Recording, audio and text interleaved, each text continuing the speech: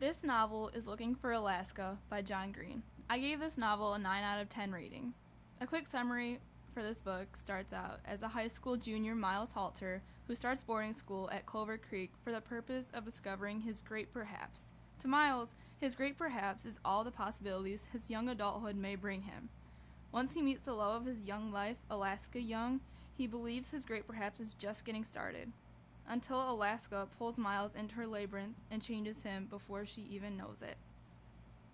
The character who changed the most from the beginning to the end of the book, I would say, is Miles.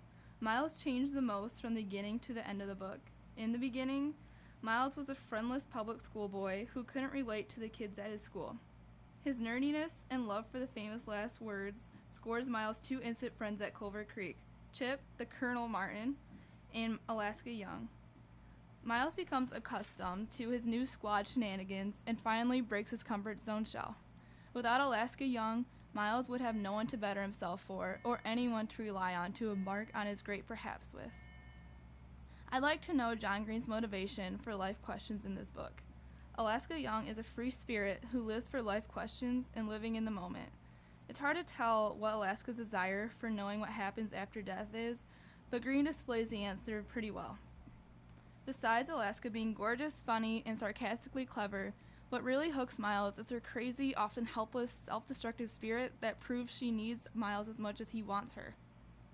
I scored this book a 9 out of 10 because of how real it is and how sugar-coated it isn't. Looking for Alaska displays the true questions all adults have, not just teenagers.